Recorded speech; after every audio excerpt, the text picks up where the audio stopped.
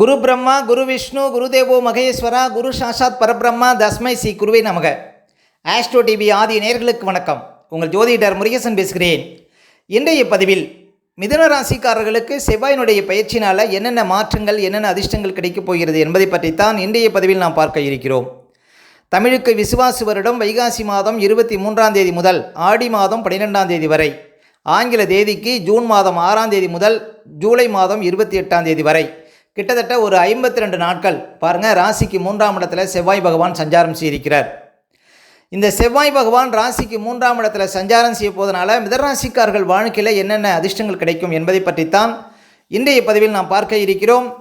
பொதுவாக மிதுனம் பாருங்கள், காலப்புருஷ தத்துவத்தில் 3வது ராசியாக வரும். இந்த ராசிக்கு அதிபதி அறிவு தேவதையாகிய புதன் பகவான் ஆவார். மிதராசிக்குள் மிருகசிரிச நட்சத்திரம் 3ஆம் பாதம் 4ஆம் பாதம், திருவாதிரை நட்சத்திரம் 4 பாதங்களும், அதேபோல் புனர்பூச நட்சத்திரம் முதல் 3 பாதங்களும் இந்த ராசிக்குள்ளே வரும். பொதுவாக மிதராசிக்காரர்கள் பாருங்கள், மாற்றத்தை அதிகம் விரும்பக்கூடியவர்கள், விஞ்ஞான கல்வி யோகமுடையவர்கள், தகவல் தொடர்பு சார்ந்த துறைகளில் அதிகம் ஜொலிக்கக்கூடியவர்கள் பாருங்கள் இந்த மிதராசிக்காரர்கள். வியாபார தந்திரமுடையவர்கள், அதேபோல் வெளியூர் வெளிநாடு சென்று அதிகம் சம்பாதிக்கக்கூடியவர்கள். பொதுவாக மிதராசிக்காரர்கள் பணத்தை தேடி அலைய மாட்டார்கள், பணம் இவர்களை தேடி வரும். அதே போல் அதிகம் படித்தவர்கள் பாருங்கள் மிதராசிக்காரர்கள். சரி, மிதராசிக்காரர்களுக்கெல்லாம் பாருங்கள் செவ்வாயினுடைய பயிற்சினால் என்னென்ன மாற்றங்கள் நடக்கப் போகிறது என பார்ப்பதற்கு முன்னால் செவ்வாய் பகவானை பற்றியும் ஒரு சில வரிகள் பார்ப்போம். செவ்வாய் பாருங்கள் பூமிக்காரகன் என அழைக்கப்படக்கூடியவர்.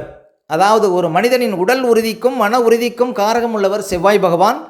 அதாவது வீரத்திற்கும் தைரியத்திற்கும் காரகம் உள்ளவர் செவ்வாய்.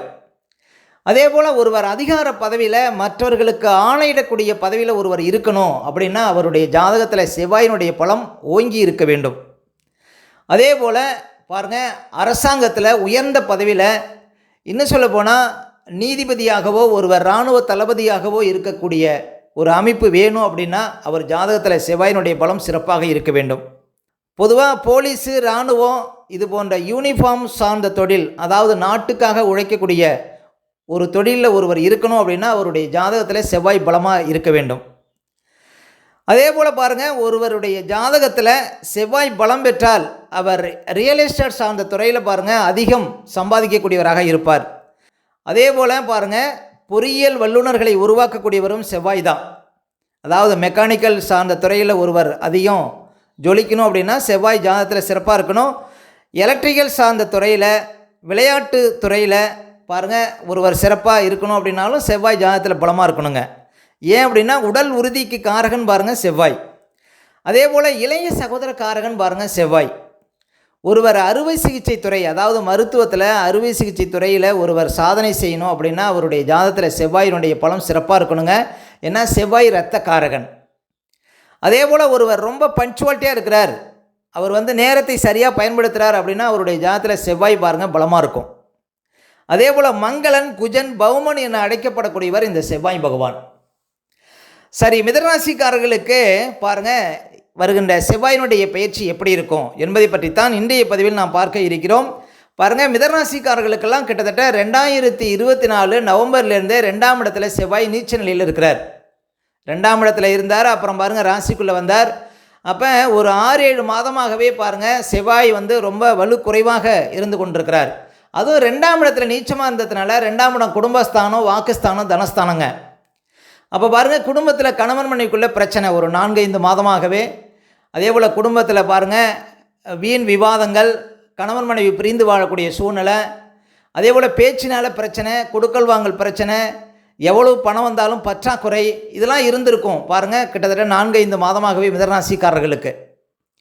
அப்போ 2ஆம் இடம் வீக்காக இருந்ததுனால நிறைய பேருக்கு பாருங்கள், அதுவும் ஜென்மக்குரு நடக்கிறதுனால கணவன் மனைவிக்குள்ளே பாருங்கள் நிறைய கருத்து வேறுபாடுகள் வரக்கூடிய சூழ்நிலாம் இருந்திருக்குங்க மிதராசிக்காரர்களுக்கு 2ஆம் இடத்துல நீச்ச கிரகம் சஞ்சாரம் செய்தனால. அதே போல் மிதராசிக்காரர்களுக்கு செவ்வாய் 6ஆம் அதிபதி, உத்தியோகத்துக்கு காரகம் உள்ளவர் அவருங்க. அப்போ 6ஆம் அதிபதி நீச்சமாக இருந்ததுனால பாருங்கள் ஒரு சிலர் அவசரப்பட்டு வேலையை விடக்கூடிய சூழ்நிலாம் இருந்திருக்கும். வேலையில் பாருங்கள் பிரச்சனை, வேலை பளு, அலைச்சல், அதே போல் தேவையற்ற இடமாற்றங்கள், இதெல்லாம் ஒரு சிலருக்கு வந்திருக்க வாய்ப்பு இருக்குங்க 2ஆம் இடத்துல 6ஆம் அதிபதி நின்றதுனால. அதே போல் லாபாதிபதி நீச்சமாக இருந்ததுனால ஒரு வியாபாரம் பண்ணுறீங்க, அதில் எதுவும் லாபமே இல்லை அப்படிங்கிற ஒரு நிலை இருந்திருக்கோங்க கிட்டத்தட்ட ஒரு 4-5 மாதமாகவே மிதராசிக்காரர்களுக்கு. அப்போ வியாபாரத்தில் பெருத்த சரிவு, இப்போ வியாபாரத்தில் பாருங்கள் லாபத்தில் நஷ்டங்கிற ஒரு நிலை இருந்திருக்கும் கிட்டத்தட்ட ஒரு 4-5 மாதமாகவே மிதராசிக்காரர்களுக்கு. அப்போ இந்த நிலை எப்போ மாறும் அப்படின்னா ஜூன் மாதம் 6ஆம் தேதிக்கு பிறகு பாருங்கள் உங்களுக்கு செவ்வாய் 3ஆம் இடத்தில் அமர இருக்கிறார்.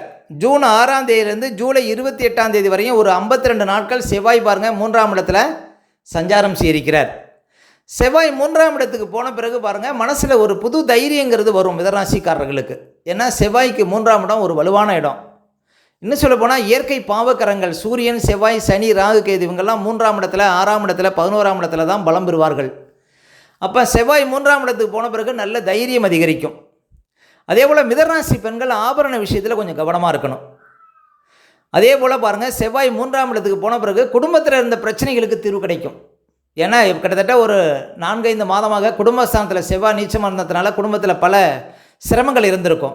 ஆனால் இந்த ஜூன் 6ஆம் தேதிக்கு பிறகு கணவன் மனைக்குள்ளே நல்ல ஒரு ஒற்றுமையை கொடுக்கும். அதே போல் பாருங்கள் கொடுக்கல் வாங்கல் சிறப்பு தரும், பணப்புழக்கம் அதிகரிக்கும். வராத பணமெல்லாம் உங்களுக்கு வந்துடுங்க. எப்போ ஜூன் 6ஆம் தேதிக்கு பிறகு பாருங்கள் பணப்புழக்கம் அதிகரிக்கும் மிதராசிக்காரர்களுக்கு. அதே போல் கேட்ட இடத்துல பணம் கிடைக்கும் உங்களுக்கு. அப்போ மிதராசிக்காரர்களுக்கு பாருங்கள் நல்ல ஒரு அதிர்ஷ்டம் தேடி வர இருக்கிறது. மிதராசிக்காரர்களுக்கு வேலை இல்லாதவர்களுக்கு புது வேலை கூட கிடைக்கும் அப்படின்னு சொல்லலாம். ஏன் அப்படின்னா 6ஆம் அதிபதி 6ஆம் இடத்துக்கு 10ஆம் இடத்துல சஞ்சாரம் செய்திருக்கிறார். அப்போ மிதராசிக்காரர்களுக்கு ஜூன் 6ஆம் தேதிக்கு பிறகு புது வேலை கிடைக்கும் அப்படின்னு சொல்லலாம். உத்தியோகத்தில் இருந்த கஷ்டங்கள் மாறும், மேலதிகாரிகள் தொல்லைகள் மாறும். ஜூன் 6ஆம் தேதிக்கு பிறகு உங்களுக்கு லாபத்துக்குடையவன் 3ஆம் இடத்துக்கு போகிறார். இதுவும் பாருங்கள் கணவன் மனைக்குள்ளே நல்ல ஒரு ஒற்றுமையை கொடுக்கும். புது வேலையாட்கள் அமைவார்கள் அப்படின்னு சொல்லலாம் மிதராசிக்காரர்களுக்கு. அப்போ மிதராசிக்காரர்களுக்கு 2024 நவம்பர்லேருந்து இந்த பிரச்சனைகளுக்கு பாருங்கள் தீர்வு கிடைக்க இருக்கிறது ஜூன் மாதம் 6ஆம் தேதிக்கு பிறகு. அப்போ ஜூன் 6ஆம் தேதியிலேருந்து பாருங்கள் மிதராசிக்காரர்களுக்கு பாருங்கள் 6க்கும் 11க்கும் அதிபதியாக உள்ள செவ்வாய் 3ஆம் இடத்துல சஞ்சாரம் செய்வது சிறப்புங்க. ஆனால் செவ்வாய் 3ஆம் இடத்துல சஞ்சாரம் செய்யும்போது உங்களுக்கு இளைய சகோதரர்கள் இருந்தாங்கன்னா அவர்களுடைய ஆரோக்கியத்தில் கொஞ்சம் கவனம் செலுத்தணும். அவ்வளோதான். மற்றபடி செவ்வாய் 3ஆம் இடத்துல இருக்கும்போது முயற்சிகள் கைகூடும். பாருங்கள் மனசில் தைரியம் அதிகரிக்கும். சென்றிடமெல்லாம் உங்களுக்கு சிறப்புகள் கிடைக்கும். அதே போல் பாருங்கள் குரு பகவான் ராசிக்குள்ளே சஞ்சாரம் செய்து கொண்டிருக்கிறார். மிதராசிக்காரர்களுக்கெல்லாம் பாருங்கள் குரு ராசிக்குள்ளே வந்த பிறகு பணப்புழக்கம் அதிகரிக்கும். ஆனால் பாருங்கள் பழைய பாடலே என்ன சொல்லுதுன்னா ஜென்மராமன் வனத்திலே சீதையை சிறை வைத்ததும் கணவன் மனைக்குள்ளே பிரச்சனை வரும், கவனமாக இருக்கணும். அதே போல் ராசிக்குள்ளே குரு வந்த பிறகு யாரெல்லாம் வெளிநாடு போகணுமோ அவங்கெல்லாம் வெளிநாடு போகலாங்க. ஏன்னா 7ஆம் அதிபதி ராசிக்குள்ளே வரும்போது உங்களுக்கு பயணம் சார்ந்த விஷயத்தில் பாருங்கள் முன்னேற்றம் அதிகரிக்கும். அதே போல் 10ஆம் அதிபதி குரு பகவான் ராசிக்குள்ளே வந்திருக்கிறார். அப்போ புது வேலை கிடைக்கும் மிதராசிக்காரர்களுக்கு. அப்போ குரு ராசிக்குள்ளே வந்தது நல்லதுங்க. ஆனால் என்ன ஒரு விஷயம்னா ஜென்ம குரு காலகட்டத்தில் இந்த டென்ஷன், அதே போல் பாருங்கள் அவசரம், கோபம் இதெல்லாம் ஆகாது. கொஞ்சம் நிதானமாக இருந்தீங்கன்னா பாருங்கள் ஜென்ம குருவால் உங்களுக்கு அதிர்ஷ்டங்கள் உண்டு அப்படின்னு சொல்லலாம்.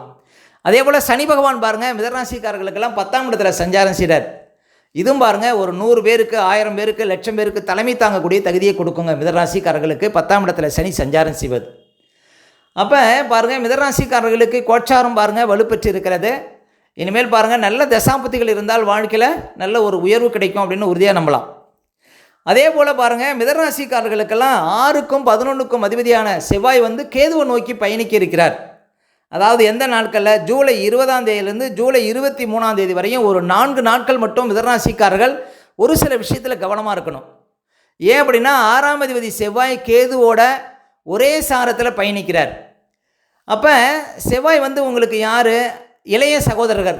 அப்போ அந்த காலகட்டத்தில் இளைய சகோதரர்களும் நீங்களும் சேர்ந்து ஏதாவது தொழில் பண்ணுவதை தவிர்க்கலாம். அதே போல் இளைய சகோதரர்கள் ஆரோக்கியத்தில் கவனம் செலுத்துகிறாங்க மிதராசிக்காரர்கள் ஜூலை 20ஆம் தேதியிலேருந்து 23ஆம் தேதி வரையும். அதே போல் ஒரு உத்தியோகத்தில் இருக்கீங்கன்னா அந்த காலகட்டத்தில் உத்தியோகத்தில் ரொம்ப விழிப்பாக இருக்கணும். அந்த காலகட்டத்தில் மேலதிகாரிகளை பகைத்து கொள்ளக்கூடாது. எந்த காலகட்டத்தில் ஜூலை 20ஆம் தேதியிலேருந்து ஜூலை 23ஆம் தேதி வரையும் இந்த 4 நாட்களும் பாருங்கள் உத்தியோகம் சார்ந்த விஷயத்தில் கவனமாக இருக்கணும்.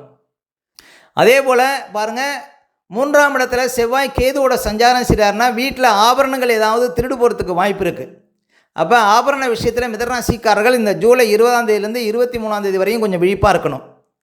அதே போல் வேலையாட்கள் வச்சு வேலை செய்கிறீங்க அப்படின்னா வேலையாட்களுடைய ஆரோக்கியத்திலையும் கவனம் செலுத்தணுங்க.